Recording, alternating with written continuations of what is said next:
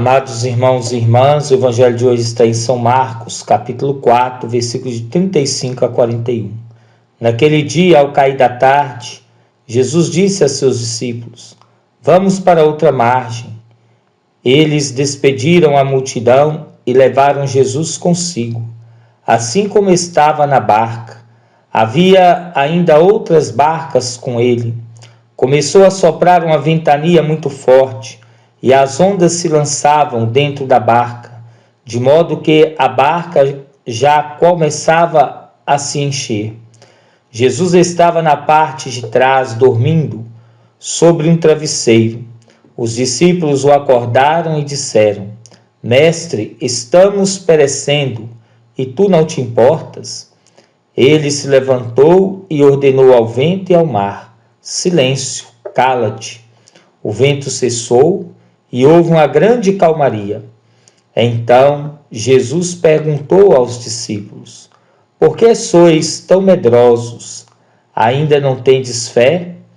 Eles sentiram um grande medo e diziam uns aos outros: Quem é este a quem o vento e o mar obedecem? Palavra da salvação. Glória a vós, Senhor. Amados irmãos e irmãs, o Evangelho de hoje traz uma situação de tempestade. Os discípulos estão no barco com Jesus, rumo a outra margem. No meio da travessia, começou a soprar um vento muito forte, fazendo com que as ondas entrassem na barca. Sabemos que quando um barco se enche de água, ele afunda. Esse era, meus irmãos e irmãs, o medo dos discípulos. Mas Jesus estava no barco. Ele estava na parte de trás e não no leme. Por isso o medo e a insegurança.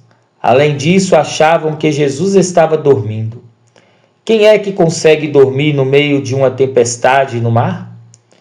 Vemos assim que essa é também uma linguagem figurada. O barco significa a missão. O mar representa os desafios da missão. Entrar no barco de Jesus significa, meus irmãos e irmãs, assumir a missão com ele. Porém, há muitos que entram nessa barca, mas não têm consciência das responsabilidades que estão pela frente, dos desafios a enfrentar.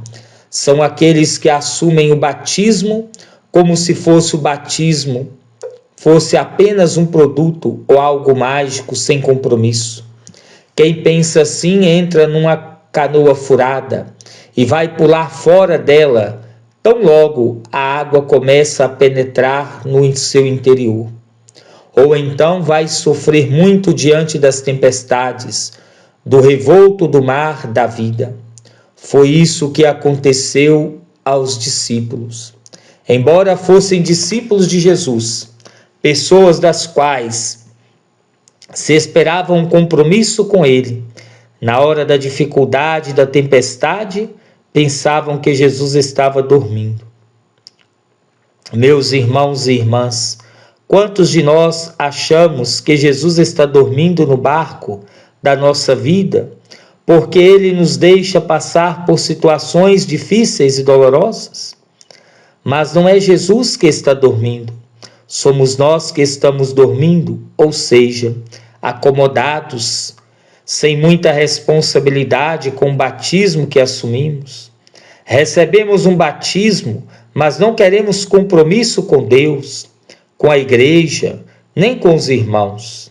Enfim, entramos no barco, mas não temos consciência do que ele representa e dos mares que temos que atravessar. Por essa razão entramos no barco, mas não deixamos que Deus nos conduza. Queremos nós mesmos continuar no leme. Para Deus sobra apenas um espaço no fundo ou no convés quando sobra. Quando precisamos dele, o chamamos. Tem muita gente que age assim. Só procura Deus quando está em apuros. Quando tudo está bem, mar calmo e sem grandes ondas, segue tocando o barco como se Deus não existisse. Meus irmãos e irmãs, não basta uma onda maior ou o mar ficar revolto que recorre a Deus. Se ele demorar, acusa-o de estar dormindo, ou seja, de ter abandonado. São muitos os cristãos sem consciência do seu batismo, da sua missão.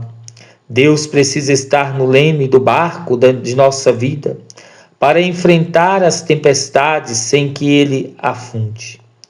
Mesmo que seja nas horas de dificuldade, é bom procurar a Deus. Ele sempre vem ao nosso socorro.